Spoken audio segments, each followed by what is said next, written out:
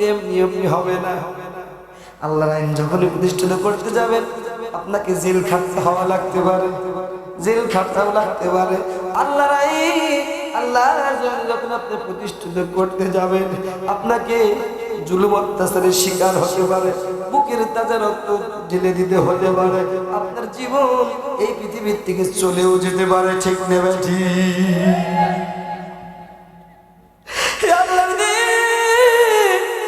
আল্লাহর জমিনে প্রতিষ্ঠিত করার জন্য সাহাবায়ে কেরাম কেমন করে আত্মত্যাগ করেছেন জানো বন্ধু?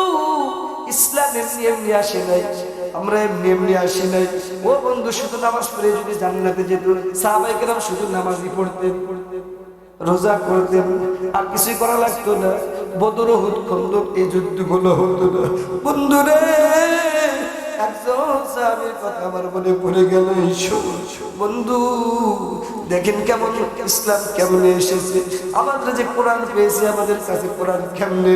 ও যুবক ভাইরা দেখো, শোনো, একজন যুবক ছিলেন, তরুণ একজন যুবক, হযরত জাফর রাদিয়াল্লাহু তাআলা একেবারে তরুণ যুবক, বিবাহ করেছে, কয়েকটি মাত্র সন্তান হয়েছে। আমার বন্ধু, আমার নবীজি সাহাবীদেরকে মিটিং করলেন। আল্লাহর নবী জানিয়ে দিয়েছেন, ও আমার সাহাবীরা, মুতানা প্রান্তরে একটা যুদ্ধ হবে কাফের বেঈমানের সাথে। ও সাহাবীরা রে, মুতার প্রান্তরে যেতে হবে যুদ্ধ করার জন্য। হযরত জাফর রাদিয়াল্লাহু তাআলা ডাক দিলেন, ও জাফর, মুতার ময়দানে যুদ্ধের জন্য তোমাকে আমি 2 নম্বর সেনাপতি করে তোমাকে সেনাপতি বানিয়েছি, 2 নম্বর সেনাপতি। ও জাফর, তাড়াতাড়ি করে না, তাড়াতাড়ি করে চলে যাও, বাড়িতে চলে যাও, বিবি বাল বাচ্চাদের কাছে তুমি একটু বিদায় নিয়ে আসো, দোয়া নিয়ে আসো, তাড়াতাড়ি করে চলে যাও। হযরত জাফর নবীজির এই কথা শুনে আর দেরি করলেন না, তাড়াতাড়ি করে বাড়িতে চলে গেলেন। তাদের ভিতরে আসছে হযরত জাফর যখন বাড়িতে চলে গেলেন, ঘরের ভিতরে গিয়া দেখি হযরত জাফরের স্ত্রী আল্লাহর কোরআন তেলাওয়াত করে। সুবহানাল্লাহ। আমাদের দেশের মা বোনদের যারা কোরআন তেলাওয়াত দেয়, আমাদের দেশের এমন অবস্থা এখন সৃষ্টি হয়ে গেছে, ঘরের মধ্যে ঢোকার সাথে সাথে স্টার জলসার কিরম জি বাংলা কথা বলেন। ঘরের ভিতরে গিয়া দেখবেন স্ত্রী কোরআন পড়তেছে, তাসবিহ পড়তেছে, নামাজ পড়তেছে, এটা দেখার আর উপায় নাই যতদিন পর্যন্ত এই ভারতের সিরিয়াল না। ঠিক না ঠিক? হযরত জাফর বিবিকে ডাক দিল, ও আমার বিবি, ও আমার প্রাণের স্ত্রী, আল্লাহ নবী মুতার প্রান্তরে যুদ্ধের ময়দানে আমাকে 2 নম্বর সেনাপতি বানিয়েছে। বিবি গো, এখনই বের হতে হবে যুদ্ধের ময়দানে। ও বিবি, মুতার প্রান্তরে যুদ্ধ করার জন্য যাব, বিদায় দাও, দোয়া করে দাও, আল্লাহর কাছে তুমি দোয়া করো আমি যেন যুদ্ধের ময়দানে শহীদ হয়ে যাই। হযরত জাফর এই দোয়া করেন, এই কথা বলার সঙ্গে সঙ্গে জাফরের স্ত্রী আল্লাহর কাছে 2টি হাত উঠায় দিলেন, ওগো আল্লাহ, আমার স্বামী জাফর মুতার প্রান্তরে দিন কায়েমের জন্য যুদ্ধের ময়দানে গেল। আল্লাহ গো, আমার স্বামীকে আমি যুদ্ধের ময়দানে পাঠালাম, ওগো আল্লাহ, আমার স্বামীকে যুদ্ধ বিজয়ী করে গাজী বানাইয়া আমার কাছে ফেরত দিবা। এই দোয়া করার সঙ্গে সঙ্গে হযরত জাফর স্ত্রীকে তার তরবারির উল্টা পিঠ দিয়া বিদু আঘাত করলেন। এই দোয়া পছন্দ করলেন না, ডাক দিল, ও আমার স্ত্রী, তুমি এইভাবে দোয়া করো না, এই দোয়া আল্লাহ তোমার কবুল করবে। তার কারণ হলো একটা যুদ্ধের সেনাপতি থাকে মাত্র একজন। কয়জন? ও স্ত্রী, একটা যুদ্ধের সেনাপতি থাকে মাত্র একজন, কিন্তু এই মুতার যুদ্ধের সেনাপতি নবী বানিয়েছেন 3 জন। কয়জন? 3 জন। স্ত্রী গো, 3 জনের মধ্যে আমি জাফর হলো 2 নাম্বার। তার মানে আমার আর বোঝার কোনো অসুবিধা নেই, সন্দেহ হয় নাই এই মুতার প্রান্তরে আমি শহীদ হয়ে যাব। আর যদি শহীদ না হতাম তাহলে তো আল্লাহ নবী দ্বিতীয় নম্বরে সেনাপতি বানাতেন না। স্ত্রী আমার মনে হয় আমি শহীদ হয়ে যাব, তার কারণ হুজুর 3 নম্বর সেনাপতি বানাইছেন, আমাকে বানাইছেন 2 নম্বর। আর 2 নম্বর শহীদ না হলে তো 3 নম্বর হুজুর বানাতেন না। তার মানে আমার আর বোঝার বাকি নাই, আমি এই কোথার প্রান্তরে শহীদ হয়ে যাব। বিবি এমন দোয়া করো না যেই দোয়া আল্লাহ কবুল করবে।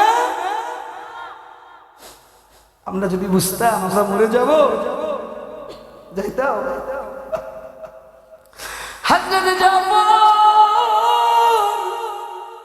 বুঝলেন তিনি যুদ্ধে গেলেই শহীদ হবে, তারপরেও একটা নেগেটিভ কোনো চিন্তা করেন নাই, তার মাথার ভিতরে আসে নাই। হযরত জাফর রাদিয়াল্লাহু তাআলা আনহু এই কথাগুলো বলে বের হয়ে পড়লেন।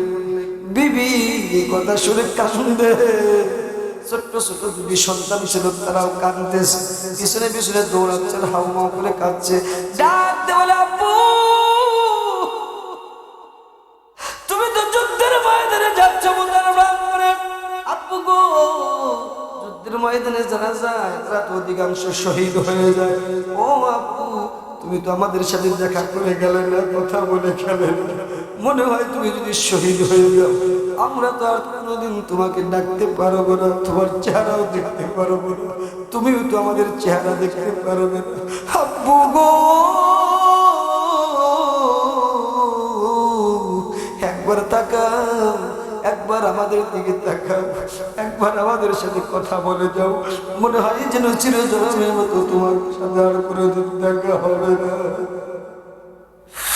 ছোট্ট ছোট সন্তানেরা কান্দে, জাফরের স্ত্রীও কান্দে।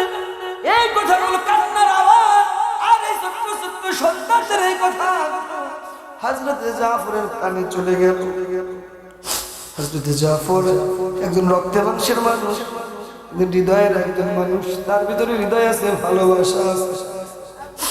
হযরত জাফর কিন্তু জানে যুদ্ধের ময়দানে গেলে শহীদ হয়ে যাবে, আমি যদি শহীদ হয়ে যাই আমার বিবির চেহারা দেখতে পারবো না, আমি যদি শহীদ হয়ে যাই আমার ছোট্ট ছোট বাচ্চার চেহারা দেখতে পারবো না।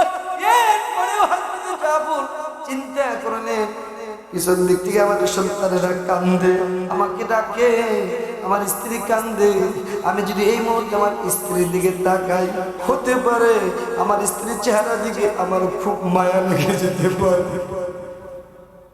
আমার সন্তানের চেহারা দেখে আমার সন্তানের প্রতি মায়া লেগে যেতে পারে। যদি মায়া লেগে যায় আমি জাফর যুদ্ধের ময়দানে আর যেতে পারবো না। নবীজির সাহাবী এই কথা চিন্তা করে আর পেছনের দিকে তাকালেন না। কে কাঁদে, কে দৌড়ায়, কে ডাকে, এটার ফুরুতকে ফুরলেন না। জাফর নিষ্ঠুরের মতো বিবি বাল বাচ্চাকে দেখে ছেলে সন্তান কান্দে ডেকে তখন হাম করে চলে যাচ্ছেন যুদ্ধের ময়দানে মুতার প্রাণ হাতে জাফর মুতার প্রান্তে চলে গেলেন। যুদ্ধ যখন শুরু হয়ে গেল, বীর বিক্রমের যুদ্ধ করতে হাতে জাফর কিতাবের ভিতরে আসছে, যুদ্ধ করতে করতে হঠাৎ করে কাফের বেঈমানদের মধ্যে একজন জাফরের ডান হাতে ভিতরে আঘাত করেছে, একটা আঘাতে ডান হাতটা জমিনে ছিঁড়ে পড়ে গেছে। কিতাবের ভিতরে আসছে হযরত জাফর বাম হাত দিয়া কালেমার পতাকা উঁচু করে ধরে রেখেছে। সুবহানাল্লাহ। কিছুক্ষণ পরে কাফের বেঈমানরা বাম হাতে কোপ মেরেছে, একটা কোপে হযরত জাফরের বাম হাত অনেকখানি জমিনে পড়ে গেছে। কিতাবের ভিতরে আসছে দুইটা হাতের বাকি অংশ দিয়া হযরত জাফর সঙ্গে সঙ্গে কালেমার পতাকা বুকের সাথে জড়িয়ে রেখেছে। এরপরও কালেমার পতাকা মাটিতে নামতে দেয় না। আল্লাহু আকবার।